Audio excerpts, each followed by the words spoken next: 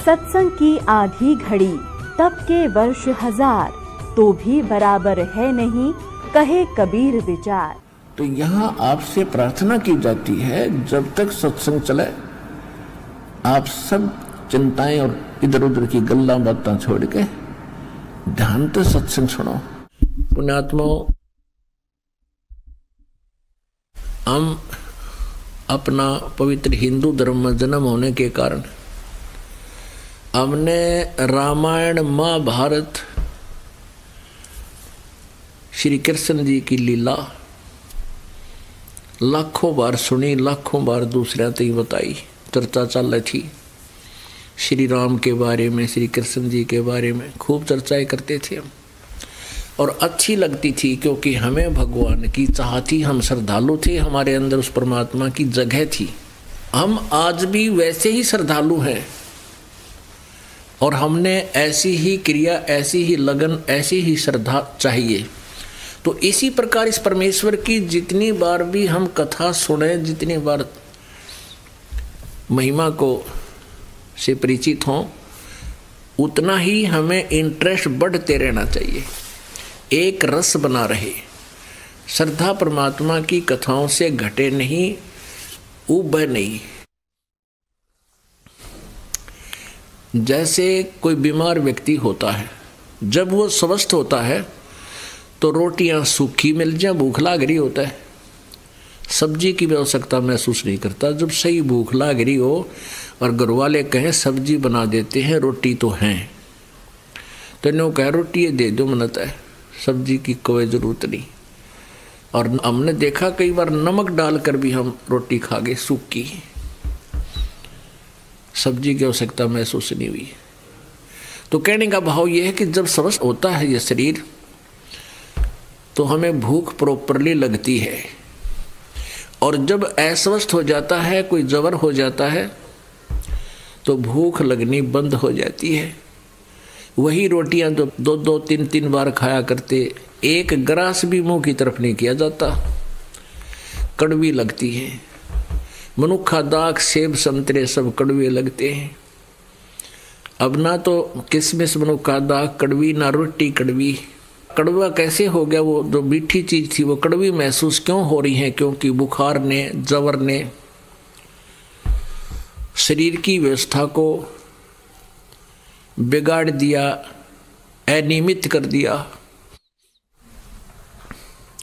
अब उसका ट्रीटमेंट क्या है? कड़वी गोलियां कुनीन की खानी पड़ेंगी, मलेरिया हो गया, न चाहते हुए भी फांकी मारनी पड़ेंगी, कति कड़वी होती हैं। और उन कड़वी गोलियों के खाने से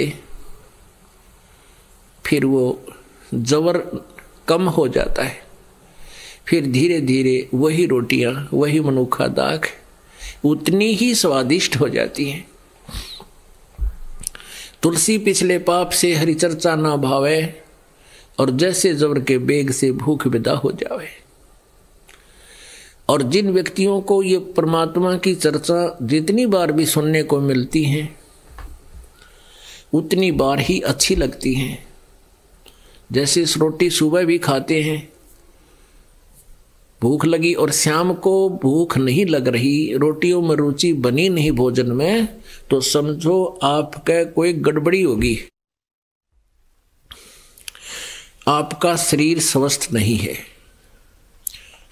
तो उसका क्या ट्रीटमेंट है कि उसके लिए फिर टेबलेट, गोली, डॉक्टर का संपर्क करें, और फिर स्वस्थ होते ही फिर अच्छी लगेंगी। दोनों टाइम ही भूख लगती है और लगनी चाहिए। इसी प्रकार परमात्मा की जो महिमा है ये आत्मा की भूख है, आत्मा का आहार है। और जो ये फिल्मी गाने, संसार संपत्ति को संसार के अंदर ये चोचले करने, लोग दिखावा, चौधरी पाकना, कोई उच्च अधिकारी होकर के अभिमान करना, उच्च पोस्ट प्राप्त करके, उच्च कोई पद प्राप्त करके बकवाद में हिस्सा लेना, ये मन की खुराक है। बीड़ी, शराब, मांस, तम्बाकू, नाचना गाना, डीजे बजाना, ये मन का आहार है। और परमात्मा की भक्ति, विनम्रता, दान पुण्य करना, परमेश्वर की भक्ति करना, सिमरन करना, ये आत्मा का आहार है। हमने पहले क्या कर रखा था, मन को सांड पाड़ दिया था, सारा ही आहार हम मन का ही खा रहे थे, इसको खिला रहे थे। और अब हमें ज्ञान हुआ तो हमने इसके आहार पर कति बैन लगा दिया और आत्मा का आहार बढ़ा दिया। तो आत्मा इससे तगड़ी होती चली जाएगी और यो वीक हो जाएगा, कमजोर हो जाएगा और ये इसकी बकवाद बंद हो जाएगी।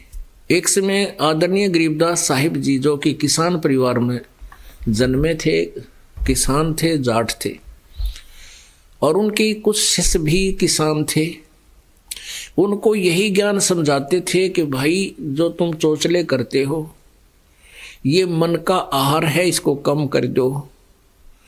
तो कोई भक्त कहता था जी कोशिश बहुत करते हैं, ये मन कोई ना कोई गड़बड़ करवा ही देता है। परमात्मा बोले भाई जैसे, बोला जी कैसे इसे न रोकें। तो उदाहरण दिया था कि तेरे पास 2 बैल हैं, हाँ जी 2 बैल हैं, और दोनों बैलों में से एक तगड़ा भी है, हाँ जी एक तगड़ा है, वो दूसरे बैल को जो वीक है, कमजोर है, उसको आहार नहीं करने देता है, क्योंकि खेतों में एक टोकरे में दोनों बैलों को आहार चराते हैं, चारा चराया करते हैं। तो परमात्मा ने, गरीबदास जी ने कहा तो आप क्या करते हो? वो क्या कहता है जी, जो तगड़ा है उसको थोड़ा टाइट बांध देता हूं रस्से के,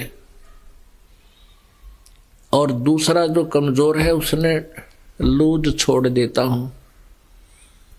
तो वो जो मारने वाला है वो उसको हानि नहीं पहुंचा पाता और वो वीक भी आराम से उसका आहार खा लेता, अपना काम चला लेता है।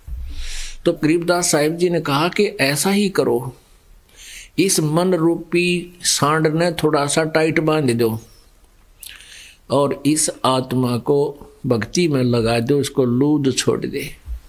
ऐसा ही करने से क्या होगा कि कुछ दिनों में जो तेरा दूसरा कमजोर बैल है वो तगड़ा हो जाएगा और उसका स्वभाव मारने का नहीं है दूसरे को। तो ऐसा ही किया गया।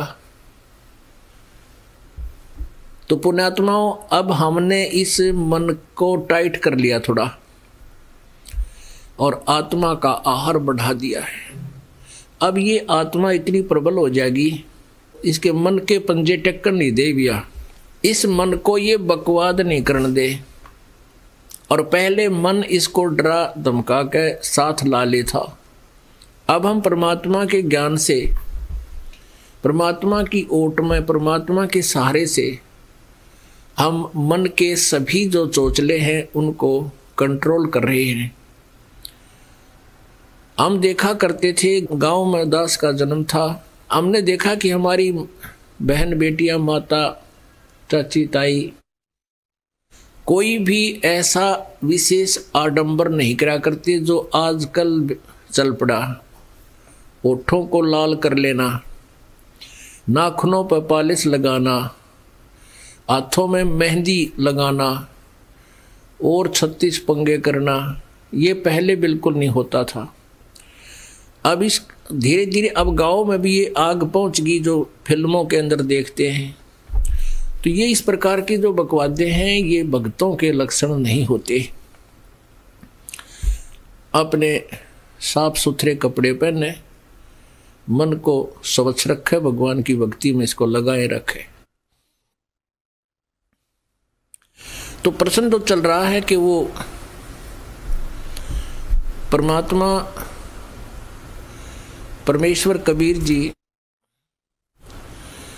अपनी प्यारी आत्माओं को यथार्थ ज्ञान देने के लिए स्वयं ही यहाँ धरातल पर आते हैं, और वो परमात्मा जो हमें सत्य कथा, सत्यनारायण कथा बताकर जाते हैं, उसको जब सुनने हम लगते हैं तो हमें बहुत आनंद आना चाहिए।